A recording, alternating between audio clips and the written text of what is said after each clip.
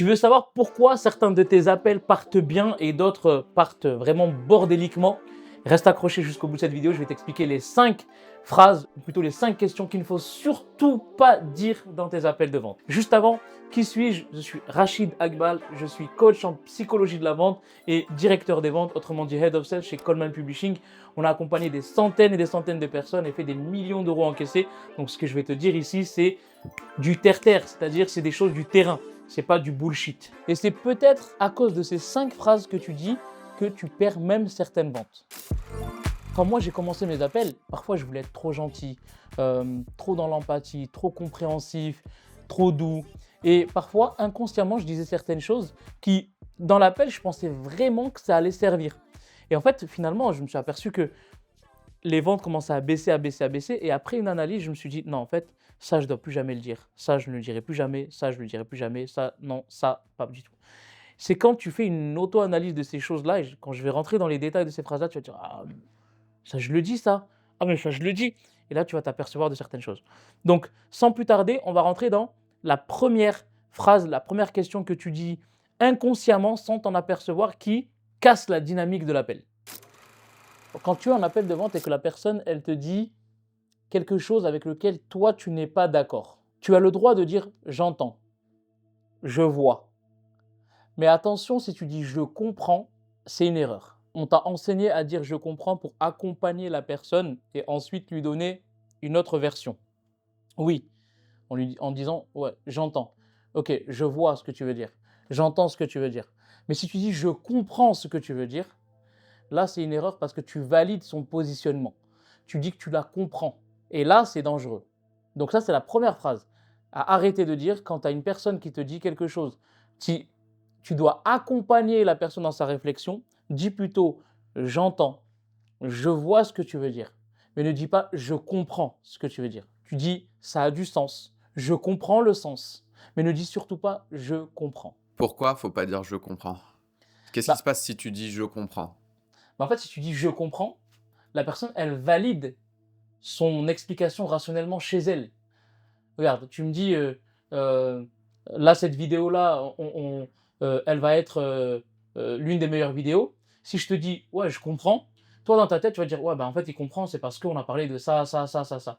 Par contre, si je te dis, j'entends, je vois, est-ce que tu me permets de. Et là, on va rebondir facilement. Alors que si tu dis, je comprends, il y a limite certaines personnes, tu leur dis, je comprends, ils peuvent se dire, mais attends, je comprends, il m'a dit, je comprends, et lui, derrière, il me tacle. Il y a un problème. OK. Tu vois? Donc, Ouais. je comprends, si tu le dis, ça va permettre à la personne en face de toi de valider rationnellement son explication. Tu la connais déjà.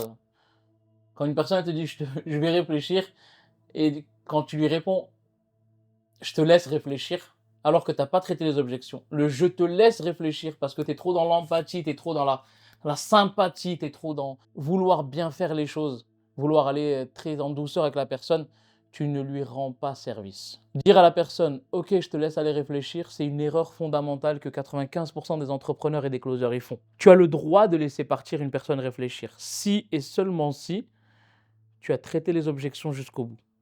Si tu l'as fait, tu n'es pas responsable de son inaction. Et si elle veut aller réfléchir, déjà avec le traitement d'objections profond que tu as amené avec elle, elle va aller réfléchir sur les bonnes choses. Mais dès que tu as une personne qui te dit « je vais réfléchir », tu dis « oui, je comprends », ben, je vais te laisser aller réfléchir et on se reprogramme un rendez-vous, tu as perdu d'avance. Donc cette phrase-là, je vais te laisser aller réfléchir, je te laisse aller réfléchir, à bannir et ne plus jamais dire. En fait, il y a effectivement, quand tu dis à une personne « je vais te laisser aller réfléchir », tu lui rends pas service parce que c'est un brouillard dans sa tête. Il y a plein de choses, ça fuse dans sa tête. Et donc, du coup, elle n'a aucune clarté mentale. Elle va aller réfléchir sur les mauvaises choses. Elle va uniquement réfléchir sur la faisabilité financière. Alors que si tu clarifies avec elle son besoin, son engagement, le timing, plein de choses, elle va aller réfléchir sur le fait qu'elle a besoin de passer à l'action. Même si ça la met dans un inconfort financier, c'est toujours l'inconfort qui mène vers le confort. Et donc, clarifier avec elle avant de la laisser réfléchir, c'est important, c'est fondamental. Donc, laisser partir une personne réfléchir, ce n'est pas lui rendre service. C'est l'ancrer encore plus dans la situation critique dans laquelle elle est. Parce qu'elle ne va pas réfléchir correctement. Par quoi on peut remplacer cette phrase du coup? De lui dire d'accord, je te laisse aller réfléchir. Je comprends. Parce que là, je comprends. J'ai le droit de dire je comprends. Parce que tout le monde a besoin de réfléchir pour prendre une décision. D'accord? Donc à ce moment-là, dans le traitement des objections, je ne vais pas dire j'entends ou je vois. Non, je comprends que tu as besoin de réfléchir. C'est OK. Est-ce que ce que je t'ai présenté correspond réellement à ce que tu recherches? Qu'est-ce qui te plaît le plus? Pourquoi ça en particulier c'est important pour toi? D'accord. Quand tu me dis que tu dois aller réfléchir, est-ce qu'il y a des choses sur lesquelles tu aimerais qu'on revienne ensemble qui t'aideraient à réfléchir? D'accord, très bien. Si on met de côté l'aspect réflexion, là, aujourd'hui, financièrement, tu te situes comment? Et là, on verra que dans 99% des cas, en fait, c'est réfléchir sur les finances, parce que c'est l'objection qui revient le plus souvent. Et donc, en fait, j'ai mis le doigt sur l'objection. Et si c'est pas ça, elle va me dire effectivement si c'est autre chose, et je vais mettre le doigt sur l'objection. Je mets le doigt sur l'objection, je la traite jusqu'au bout. Financièrement, comment tu te situes aujourd'hui? Ok, si je mets de côté l'aspect financier, tout est ok pour toi, tu serais prêt à démarrer tout de suite? D'accord. Est-ce qu'il y a autre chose qui peut t'empêcher de démarrer si ce n'est que les finances? Non? Ok, très bien. Donc là, sur cet aspect financier, aujourd'hui, toi, aujourd'hui, tu serais prêt à investir combien sans te mettre en danger? Et je vais aller chercher juste le montant qu'il a de prêt. Et ensuite, je vais faire des boucles et des boucles de confiance, de conscience, et ensuite, je reviens sur les finances. Donc, c'est pas le but de cette vidéo, mais on fera On des fera. vidéos objections. La troisième phrase qu'il ne faut surtout pas dire dans tes appels de vente, qui te font même perdre des ventes, c'est toi qui vois. Je l'ai entendu beaucoup de fois dans des appels et je le disais aussi. Une personne, elle me dit quelque chose, je dis, ouais, écoute, c'est toi qui vois. Ouais, bah écoute, je vais en parler avec mon conjoint, ouais, c'est toi qui vois. Bah écoute, je vais me donner 48 heures, c'est toi qui vois. Je vais réfléchir, c'est toi qui vois. Ah bah c'est toi qui décides, hein, c'est toi qui vois. Bah s'il savait décider, s'il savait voir le bon côté des choses, il serait pas là. Il aurait signé directement en fait, il aurait envoyé donnez-moi le lien de paiement s'il vous plaît, je fais un paiement. C'est toi qui vois, non. S'il voit bien, s'il décide bien, il n'aurait pas besoin de toi. Donc non, il a besoin d'aide. Aujourd'hui, un appel de closing, c'est une aide à la prise de décision émotionnelle. C'est une aide à la prise de décision rationnelle. Mais c'est une aide à la prise de décision. D'accord? Et donc tu dois être un coach en prise de décision dans l'appel.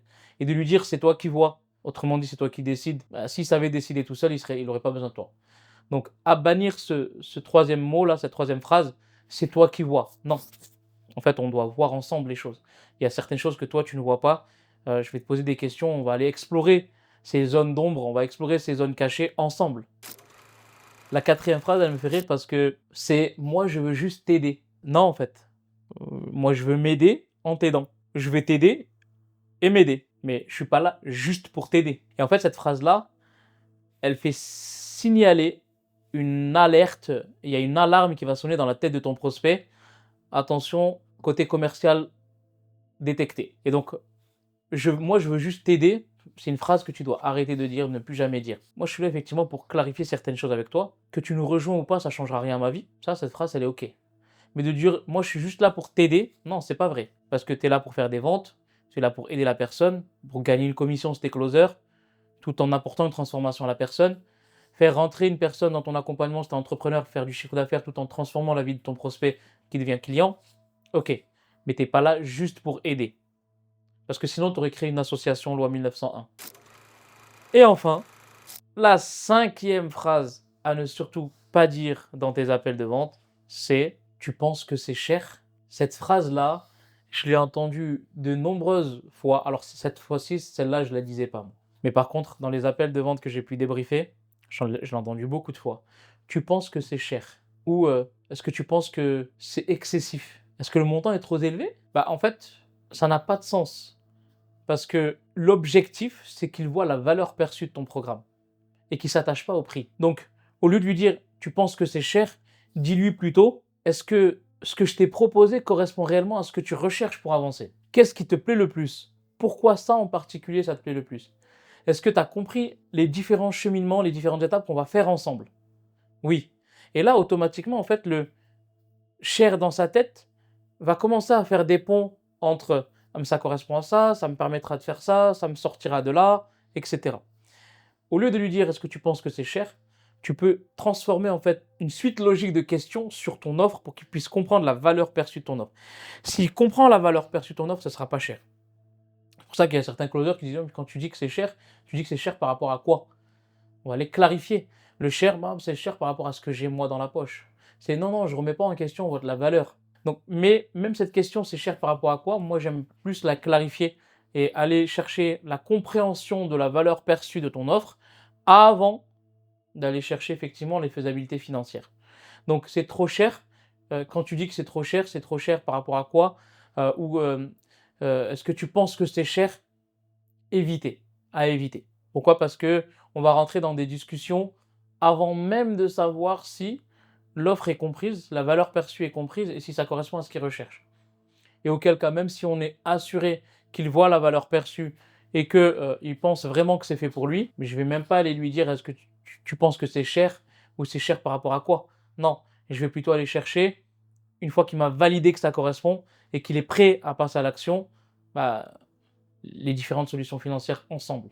Donc, retiens bien ces 5 phrases. Phrase numéro 1, arrêtez de dire «je comprends» dans les appels, remplace par «j'entends», «je vois». Sauf si c'est une chose que tu comprends réellement, tu peux te permettre de dire «je comprends». Mais si c'est pour dire «je comprends» et ensuite apporter un opposé, non. Deuxième phrase, je vais te laisser réfléchir. Troisième phrase, c'est toi qui vois. Quatrième phrase, je suis juste là pour t'aider. Et cinquième phrase, est-ce que tu penses que c'est cher? Pour ma part, je t'ai préparé aussi pour clôturer cette vidéo un guide complet DEA qu'on appelle Donner envie d'acheter 2.0. C'est le guide complet 2.0. C'est une vidéo complète où je t'explique vraiment toutes les choses que tu dois comprendre dans la psychologie de la vente, dans ton process de vente, dans ta posture également. Je t'invite à cliquer sur la vidéo en dessous, à regarder cet atelier jusqu'au bout. Et pour ma part, je te retrouve prochainement. Pense juste à liker, laisser un commentaire en dessous de la vidéo pour donner de la force. On se retrouve prochainement. Salut à toi.